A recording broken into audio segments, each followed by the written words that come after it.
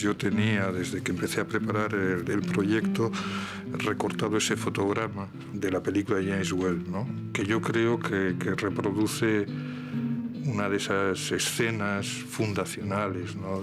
Por lo menos de un cierto tipo de cine, ¿no? Yo creo que es la imagen del origen, y esa imagen del origen está presente en la primera experiencia del cine como espectador, ¿no?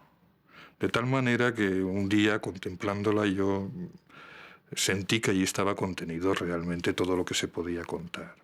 En aquella imagen primitiva que pertenece a la película El Doctor Frankenstein, están pues las raíces creativas de El espíritu de la colmena, aquel título inolvidable que aparecía en el otoño de 1973 y que iba a convertirse casi de inmediato en una obra fundamental para la historia del cine español.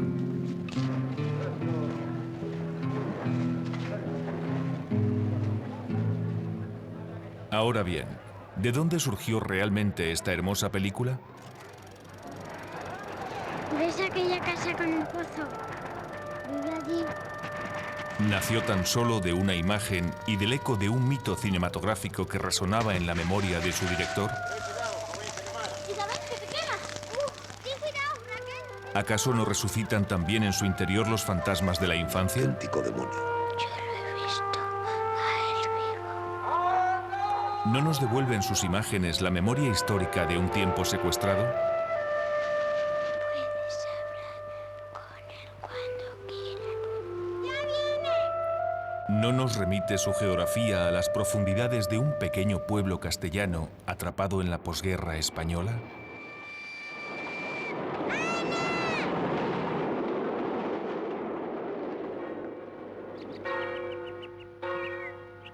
Hoyuelos, un modesto enclave agricultor situado al oeste de la provincia de Segovia, sobre las llanuras trigueras de la meseta castellana. 338 habitantes en 1942, cuando los ecos de la guerra civil se dejan sentir aún por sus calles. 230 vecinos 3 décadas después, cuando un equipo de cineastas llega al pueblo y se instala en el interior de un viejo palacete propiedad de los marqueses de Lozoya, con el objetivo de rodar allí mismo y en sus alrededores El espíritu de la colmena. 25 años más tarde, solo viven aquí 92 residentes. Ya no funciona la escuela, pues ahora en el pueblo tan solo vive un único niño. Tampoco hay cine, pero la verdad es que sala de proyección nunca existió. Así que las imágenes del cinematógrafo llegaban aquí, en 1973, de la misma forma y con el mismo vehículo que las acercaba al pueblo, según nos cuenta la película, a principios de los años 40. Esta tarde, en el ayuntamiento, a las 5, habrá gran función de cine con la invita película a todos El los Doctor vecinos a ver por primera vez en este pueblo la película que se hizo aquí mismo y que se llama El espíritu de la colmena.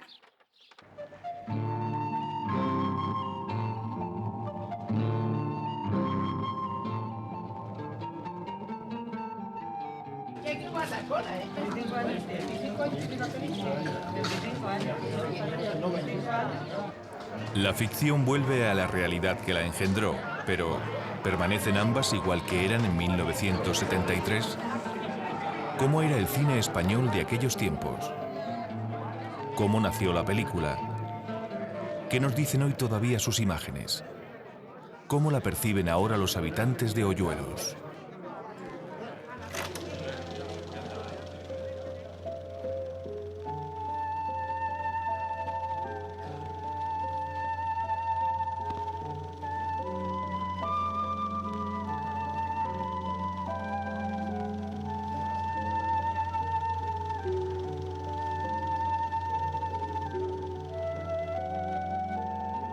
Las imágenes de El espíritu de la colmena son hijas de una mirada libre, pero nacieron en cautividad.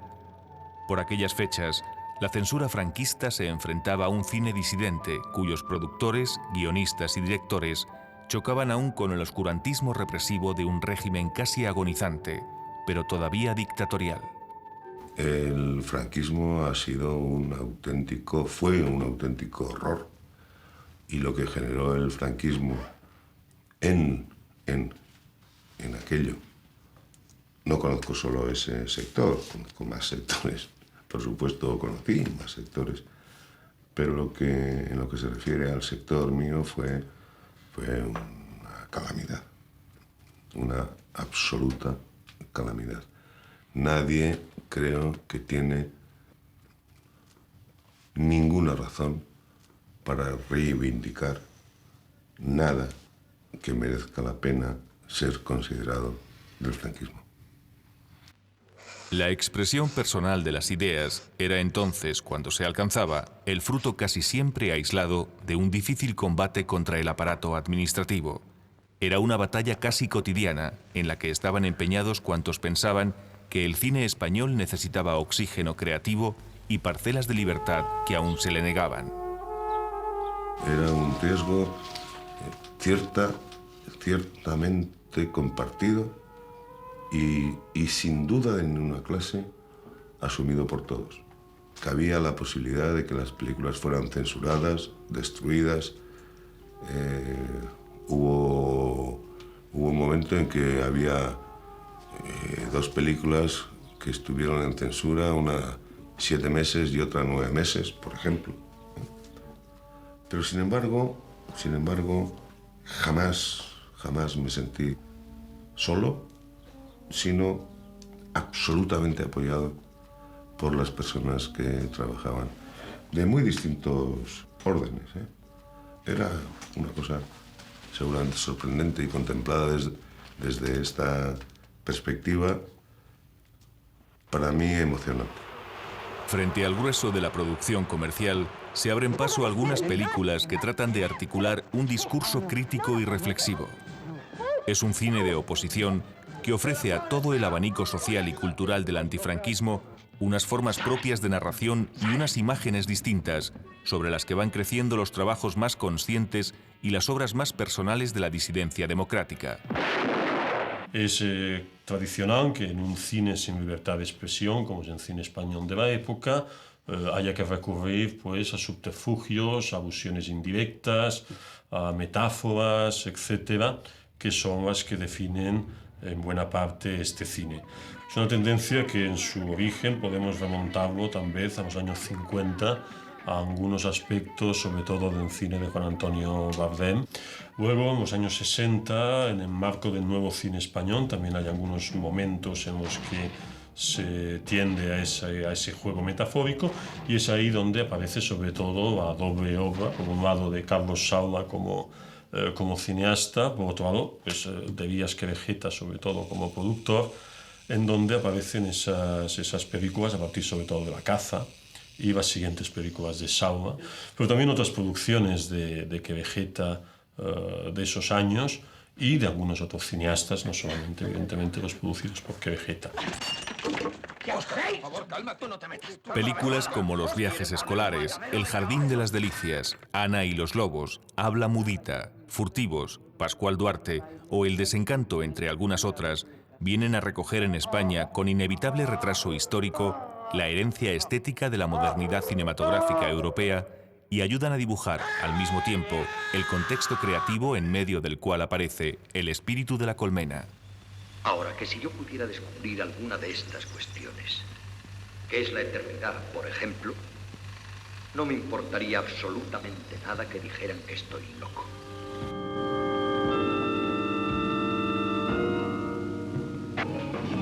El primer encuentro profesional entre Víctor Erice y el productor Elías Querejeta se había producido en el año 1969, cuando este último hizo posible el rodaje de Los desafíos, una película compuesta por 3 episodios independientes que dirigen sucesivamente Claudio Guerín, José Luis Egea y el futuro director de El espíritu de la colmena. Y un día yo creo que después de muchas y muchas conversaciones comenzamos a hablar de Frankenstein. Frankenstein siempre ha sido una obsesión para mí, desde niño pequeño. Tanto el Frankenstein de Hoyle como la novia de Frankenstein, como toda la figura de Frankenstein. Tanto Mary Shelley, tanto Godwin. Bueno, y en aquella conversación surgió eso. Y de ahí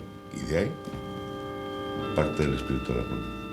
Bueno, yo creo que en el inicio, ¿no? Si recuerdo bien, había la posibilidad de hacer una película no tanto ya del género de terror como una película sobre Frankenstein. También se pensaba que haciendo una película de género se podría obtener una distribución. Y este fue el primer impulso, ¿no? De hecho, yo trabajé en esa dirección durante un tiempo, ¿no? Pero, es decir, en la dirección de una película de género. Pero esto nos llevaba a un presupuesto económico con el que no contábamos. Y de esta manera tuve que hacer un Frankenstein casero, ¿no? La historia que en un principio empezó a construir Víctor Erice tenía, sin embargo, una estructura temporal y narrativa que solo tras un intenso trabajo de guión llegó a tomar su forma definitiva. Era una historia que ocurría en la época actual, año 1972, donde una mujer de unos 30 y tantos años, profesora de matemáticas, aquí en Madrid, recibe un día, vive sola, es una mujer aislada, perdida en la ciudad, como flotando en la ciudad, y recibe una llamada de su hermana, de su única hermana. Es un telegrama en el que le pide: ven inmediatamente a casa, papá se muere. Esta mujer prepara sus cosas, vemos su situación, vamos conociéndola, toma un tren y va a ver a su padre, quizá a arreglar cuentas con él, ¿no? Ese ajuste de cuentas que siempre tienen un padre y un hijo, y más un padre y una hija. Empezamos a indagar ahí, y al intentar progresar en la historia del padre y la hija, en la actualidad encontramos un que no podíamos progresar. Había que volver a la infancia, y entonces, al volver a la infancia, encontramos con tal cantidad de cosas que contar que ocuparon la totalidad de la película y la parte inicial se cayó sola. Realmente yo comprendí que ese mecanismo narrativo no era necesario porque ese era justamente el viaje que tenía que hacer el espectador. Muy específicamente el espectador de esa generación, ¿no? Porque en realidad yo en esta película cuento una experiencia del cine que ya hoy día no es común, incluso diría que es insólita, ¿no? O sea, que ha desaparecido. Hoy en día los niños no descubren así el cinematógrafo.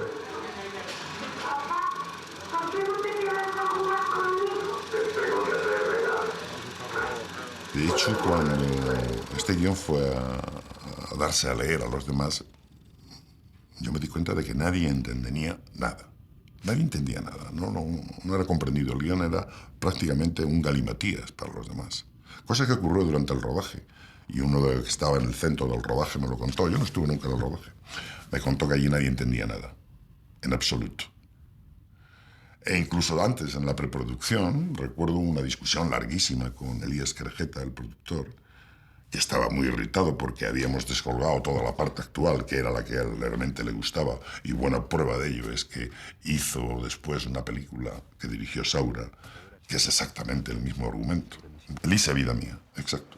Hacía años que no veía a mi padre, y la verdad es que en todo ese tiempo no la había echado mucho de menos. Creo que no pasarían de los dedos de la mano las veces que le había escrito. Casi siempre una sucinta postal diciéndole que me encontraba bien. Me entristecía la idea de que ahora le iba a ver enfermo, convaleciente de la reciente operación que estuvo a punto de costarle la vida. Será el propio Víctor Erice, sin embargo, quien verdaderamente resucite el sentido poético de aquel prólogo desechado cuando, 10 años después de rodar El espíritu de la colmena, vuelva a utilizar un mecanismo parecido para comenzar a narrar su siguiente película, El Sur. Aquel amanecer, cuando encontré su péndulo debajo de mi almohada, sentí que esa vez todo era diferente, que él ya nunca volvería a casa.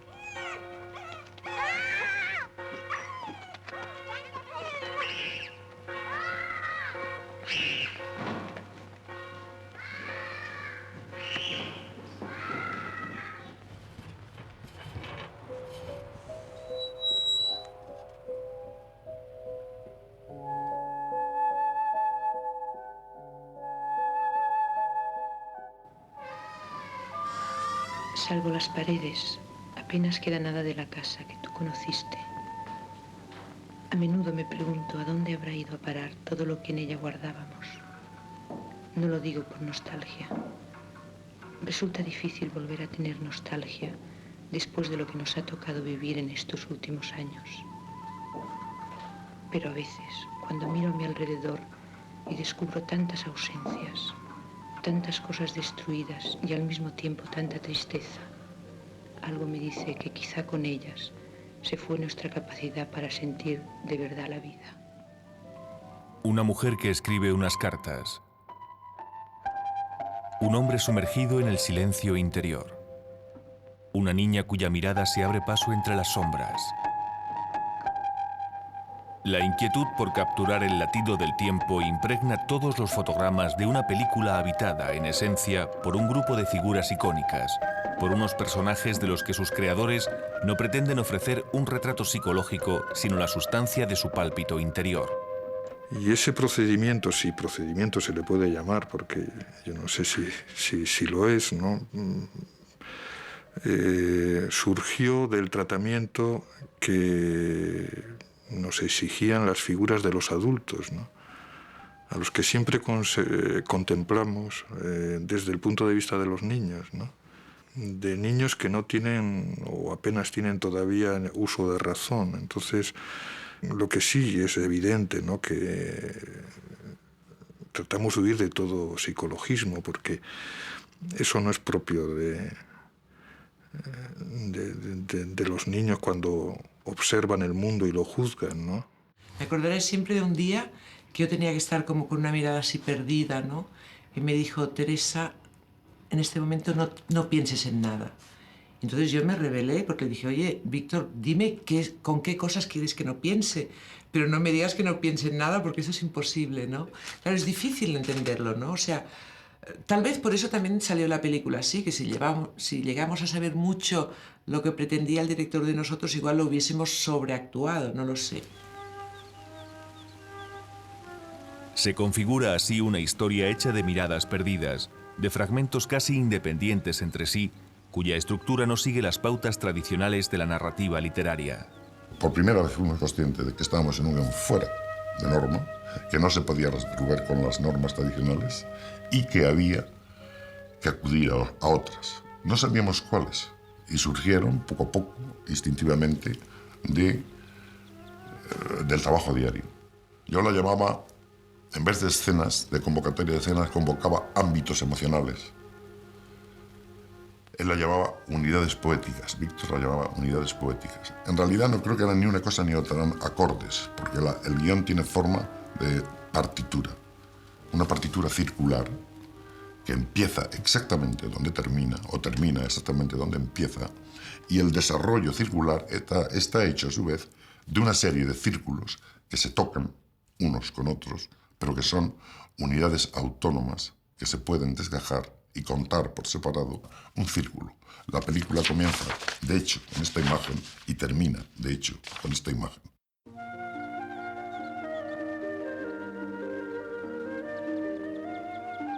La memoria y la huella del cine alimentaban ya en 1973 la experiencia creativa de Víctor Erice, y de ahí que el eco de algunas imágenes primitivas, estrictamente fundacionales, reverbere sobre el espíritu de La Colmena. Hay una cosa muy curiosa, es que yo pensé la película en blanco y negro, ¿no?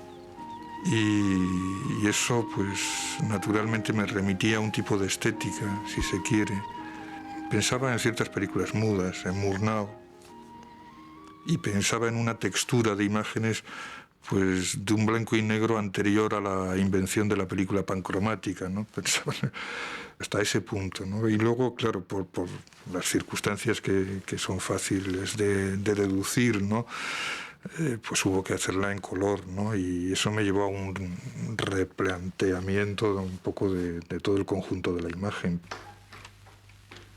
Concebida como un mosaico de imágenes que expresan o traducen estados de ánimo, la película halló en el tratamiento de la luz una herramienta capaz de tallar, con la precisión del diamante, los espacios habitados por los personajes y hasta sus propios sentimientos. La primera persona que entendió el guión fue Luis Cuadrado, porque no en vano inventó un color, el color miel, que es vital para la película.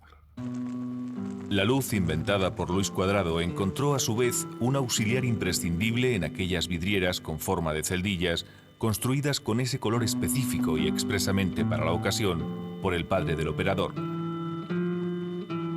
Vidrieras que armonizaban con las originales del palacete donde se rodaba y que se convierten dentro de la película en metáfora visual de esa colmena cerrada, aislada del tiempo y de la geografía exterior, en la que transcurre la existencia de los protagonistas. Existen, yo creo, dos grandes influencias visuales desde el punto de vista compositivo en el espíritu de La Colmena.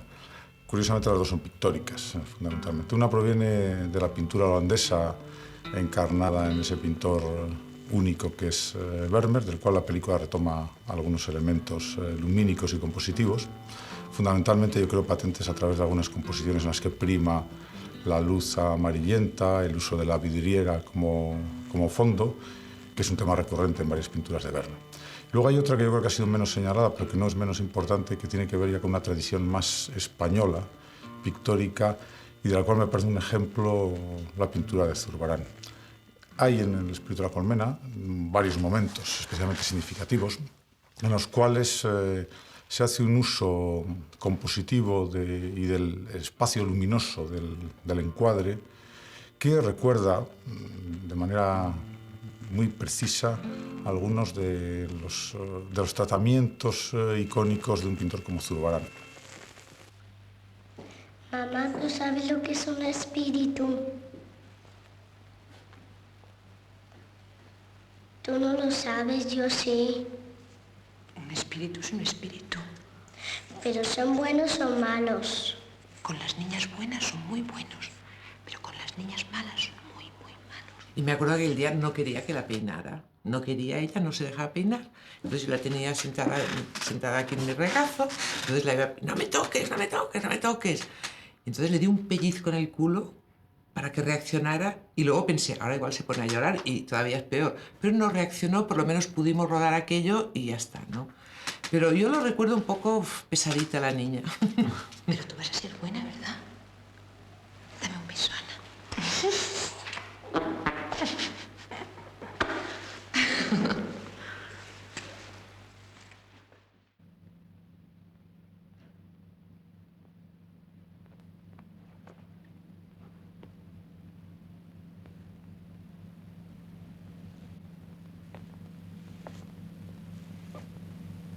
Ana. Ana. Ana. ¿Se puede saber qué estás pensando?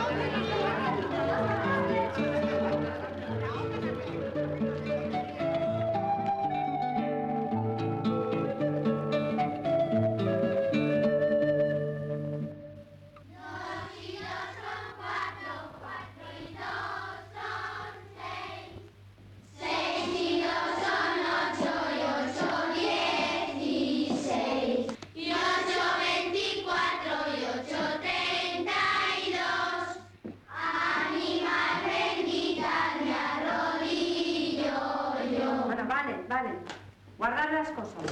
Historia de iniciación en un tiempo de vacíos y de mentiras, El espíritu de la colmena narra un trayecto de crecimiento a través de los ojos y de la mirada de Ana. ¿Que se va a enfadar don José?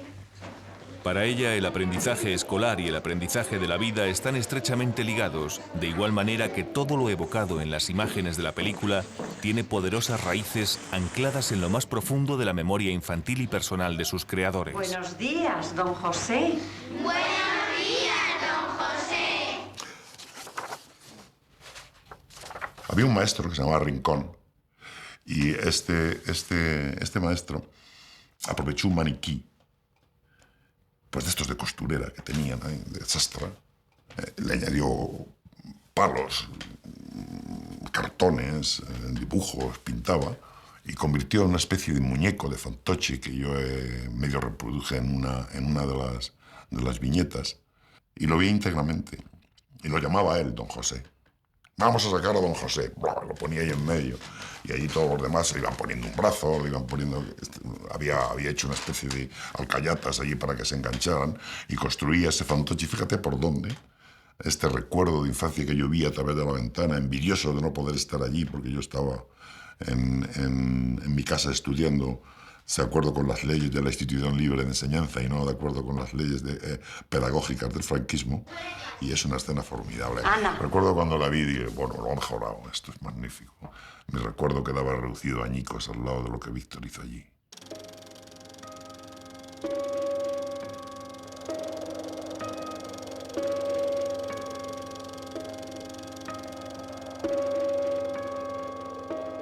Igual que sucederá después en otras películas españolas que de una manera o de otra son deudoras de El espíritu de la colmena, Ana reconstruye con la imaginación aquello que se le oculta y carga de sentido interno todo lo que sus ojos contemplan. Su capacidad de mirar y sobre todo de creer en lo que ve le permite vivir y crecer en un universo donde el lenguaje y la comunicación parecen proscritos. A mí me daba miedo el monstruo de Frankenstein, pero yo creo que yo estaba confundida entre la realidad y la ficción. Yo creo que yo sabía, ¿no? Yo había visto ya algunas películas y sabía que bueno, que eso no era verdad y siempre me lo habían dicho, ¿no? Como se dice a los niños, ¿no? Pero de todas formas creo que uno se confunde cuando es niño, ¿no? Entonces, aunque sabe que eso no es verdad, le fascina. Hay algo ahí que miras a ese monstruo y te da miedo, te fascina, tiene un misterio. Entonces yo creo que es como una mezcla de las dos cosas, ¿no? Saber que no es real, pero de alguna forma lo es, lo que estás viendo, ¿no? En el comienzo de la historia, la mirada de Ana asiste fascinada a la proyección de una película. El cine no es solamente una ficción para ella, sino una ventana abierta a un mundo que desconoce. De ahí que se sobresalte cuando la figura de Frankenstein se acerca a la niña. ¿Te gusta que te vea una de mis flores? Probablemente es el momento que yo he captado como director más esencial, más importante, ¿no? Se rodó paradójicamente con una técnica completamente documental, ¿no? Es el único plano de la película rodado con la cámara en la mano. Recuerdo que ese plano lo rodó Luis Cuadrado sentado en el suelo frente a Ana. Yo le sostenía por la espalda y captó justamente el momento en que Ana descubría, puesto que la proyección que hicimos era real, estaba viendo las imágenes de la película, su reacción ante la escena del encuentro entre el monstruo y la niña. Entonces es un instante irrepetible que no puede ser, yo pienso, sujeto de mise-en-scène, ¿no? Y es lo paradójico y al mismo tiempo lo extraordinario del cine, ¿no? Pensemos un poco en esta película, en líneas generales, presidida, creo, por una voluntad de estilo, ¿no? Muy premeditada. Y sin embargo, sin embargo, el momento que yo considero esencial de esta película es un momento en donde toda esa premeditación, ¿no?, formal queda desbordada. Y yo pienso que es la grieta a través de la cual el lado documental del cine irrumpe en la ficción, en toda suerte de ficción. Yo creo que esta dimensión documental del cine se ha perdido hoy en gran medida, ¿no? Y es una pérdida de un calibre para mí muy importante, porque ese lado ha alimentado las ficciones, las mejores ficciones, ¿no? La capacidad que tiene el cine, o ha tenido el cine, para registrar el acontecimiento real. Pero sin el sustrato de la ficción, no adquiriría tampoco su pleno sentido como imagen documental, ¿no? Pero es verdaderamente el momento de la película que más me conmueve todavía hoy día, y que creo sinceramente que es lo mejor que he filmado jamás.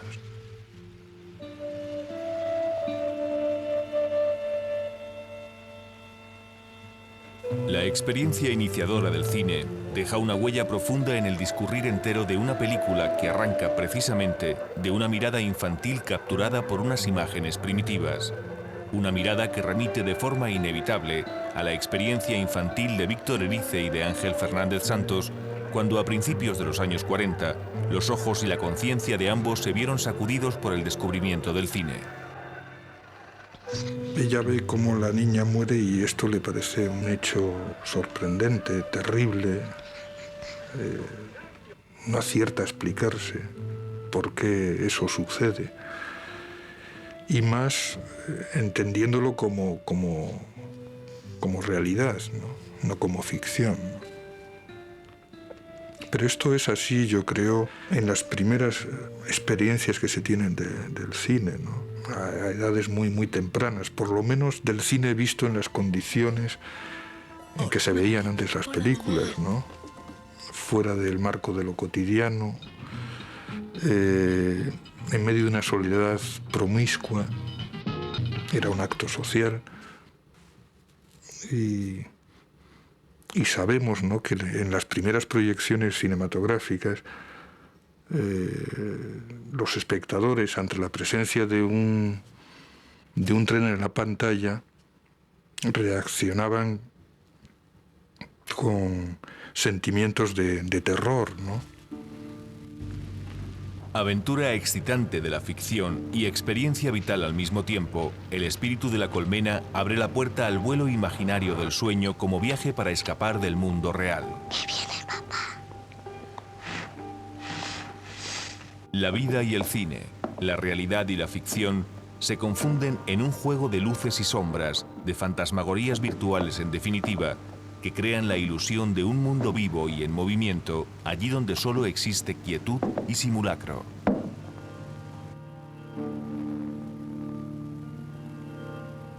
La imaginación de Ana recompone paso a paso los trozos de una realidad fugitiva.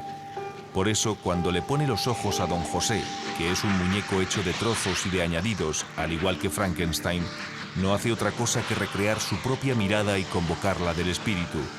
Ese fantasma que para ella se materializa en un principio, con la aparición del guerrillero en el interior del refugio abandonado.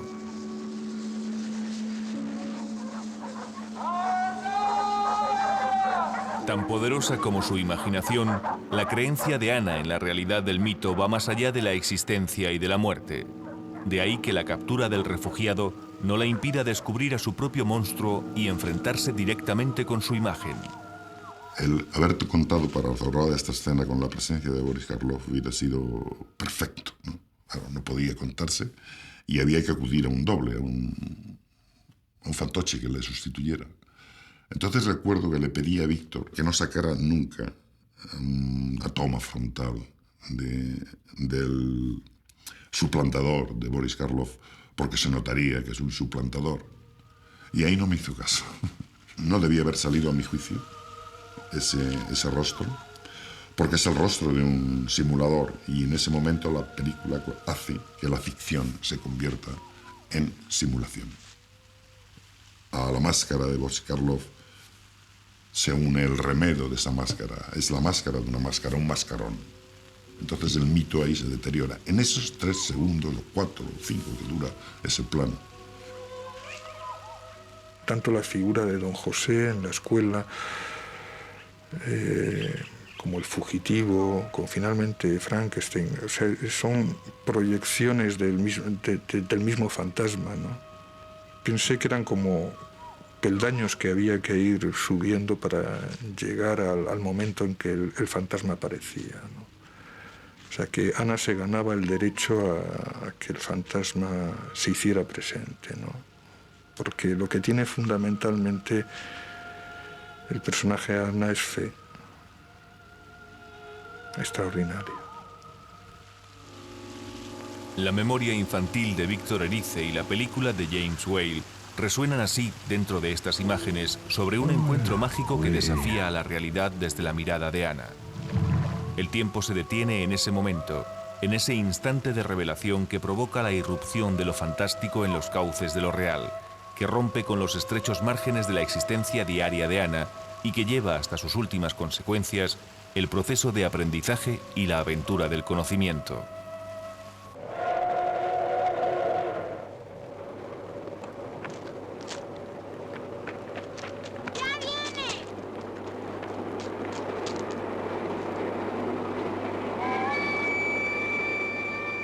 La aparición de El espíritu de la colmena en 1973, cuando faltaban 2 años aún para que tuviera lugar la muerte de Franco, ofrecía una contribución decisiva al empeño colectivo en el que parecía embarcado por aquellas fechas el cine español.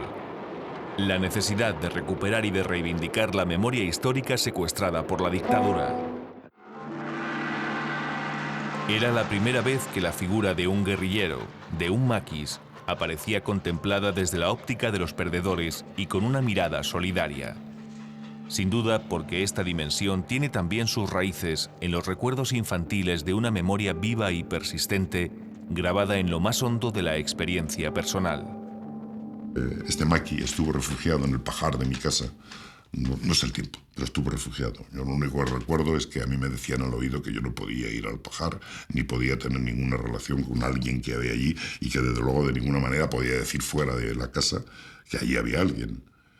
Y un día recuerdo que la valentía del niño, la audacia del niño supera siempre a sus miedos, y me acerqué y miré por la rendija del pajar y le vi allí tendido.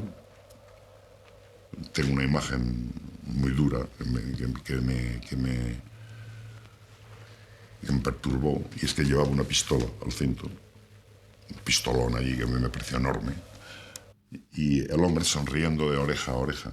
Recuerdo que me señaló con el dedo y me dijo: tú eres Angelito. Ten. Aún habría que esperar algunos años, sin embargo, para que otras películas cogieran el relevo en esa tarea de devolver la voz a quienes habían sido silenciados, de restituir el sentido de un combate adulterado por los vencedores y de abrir espacios en las pantallas españolas para una lectura no manipulada de la historia. Películas como Los días del pasado de Mario Camus o en El corazón del bosque, pues el maquis se ha tratado también como algo muy fugitivo, entrevisto. Bueno, el maquis de la decadencia, porque es el que nosotros, el que tanto Mario Camus o Víctor Erice o yo hemos vivido, ¿no? Para nosotros, sobre todo, bueno, yo pienso que para Mario y para mí, los maquis estaban ahí al lado, pero nunca los veíamos. Estaban a unos kilómetros, pero nunca los veíamos, y se alimentaban de las anécdotas y incluso de las leyendas que surgían en torno.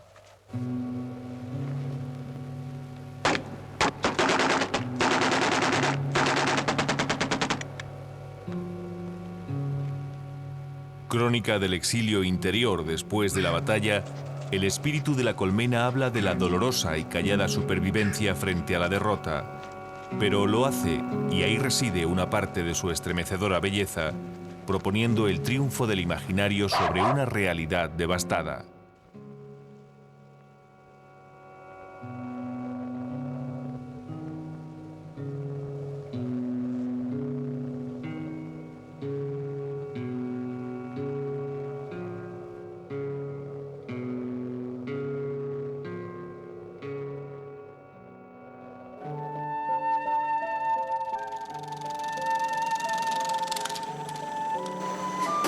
Muy bien. Pues te recuerda y te emociona. Eso es lo que te Y las campanas no digamos. Todas las señoras muy bien salían, ¿eh? Muy bien. Ataque de verlas. Parecían más viejas en la película que ahora. En la televisión no es distinto, te gusta más aquí, porque va con más. Los niños entonces son estos. Al monstruo, ¿has visto el monstruo? Sí. Los autores de El espíritu de la colmena se enfrentaron, con la película ya terminada, a dos retos sucesivos. El primero consistía en la inevitable confrontación con la censura. Yo tuve acceso en determinado momento al informe de la censura, ¿no? Y debo decir que no cortaron ni un solo fotograma de la película, esto que conste, ¿no? Pero lo que sí parece que se plantearon era de prohibirla, pero no tenían argumentos explícitos que invocar, ¿no? Sé que debatieron mucho el episodio de la muerte del personaje que huye, en fin, del fugitivo, pero lo que yo creo que prevaleció en su consideración, y así lo anotaron, es que ellos pensaron que nadie iba a ver la película, que verdaderamente la película era, bueno, tan inaguantable o tan, desde el punto de vista comercial, tan fuera de lo común que nadie iba a ir a ver la película y por tanto iba a pasar sin pena ni gloria, nadie la iba a ver. El segundo reto era la presentación en el Festival de San Sebastián, a donde la película acudía en competición con distinguidos trabajos de algunos de los directores más importantes de todo el mundo. Hay una cosa muy graciosa. Cuando se pasó la película en el Festival de San Sebastián y acabó la proyección, un montón de personas de la profesión, algunos me dieron el pésame. Como es rigurosamente cierto, soy capaz de contarlo. Pero sí hubo una persona que estaba en los palcos. Yo subí en el Victoria Eugenia a los palcos y me encontré en el pasillo con alguien que me dio un abrazo y me dijo: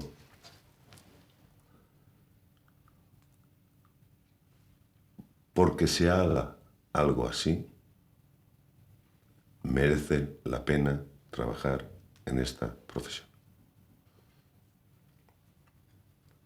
Y ahora digo quién me lo dijo. Concha Blasco. A la convulsión inmediata que la película produjo sobre la mayoría de la crítica deslumbrada por sus imágenes, se sumó después el triunfo que supuso la obtención de la Concha de Oro. Era la primera vez que una película española ganaba el máximo galardón del certamen donostiarra, pero lo cierto es que no todo fueron unanimidades. Hay que tener en cuenta que el día que dieron la Concha de Oro, en el acto de la entrega de premios, hubo parte del público, una parte considerable del público, que pateó la Concha de Oro. Bueno, es así. No importa, pero es así. 10 años después, El espíritu de la colmena había recaudado en las taquillas más de 3 veces el coste de su producción. Sus imágenes se han instalado desde entonces en el corazón mismo de la historia del cine español y su propuesta no ha dejado de generar una valiosa producción de ensayos críticos y teóricos en las publicaciones especializadas más prestigiosas de numerosos países. Indagación lírica en la memoria personal de sus creadores, este hermoso poema iniciático se desvela, al fin y al cabo, como una obra capaz de superar y de integrar la disociación propia de las sociedades contemporáneas entre la historia y la poesía, entre la realidad y el sueño.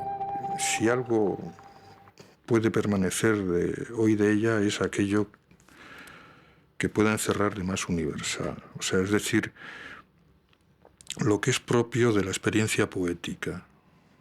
En un poema, y quizá pues pido excusas por reclamar esta categoría para la película, que no entraña un concepto de calidad, sino describir verdaderamente su naturaleza, ¿no? De lo que trata de hablar en realidad, partiendo de la presencia del tiempo histórico, es del tiempo de los orígenes. ¿Cuál es este? Pues el que aparece en la primera mirada que lanza un niño sobre el mundo.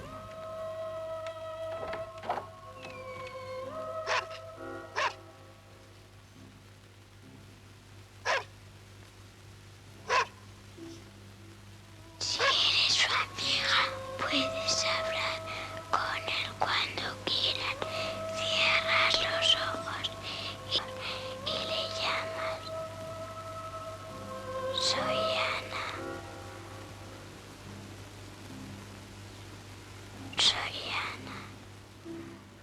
Y el soy Ana, ese acto de afirmativo final, es la mirada a un tiempo del que se está perdiendo memoria, y quizá esta película tenga, además de su función estética, una cierta función pedagógica hoy día.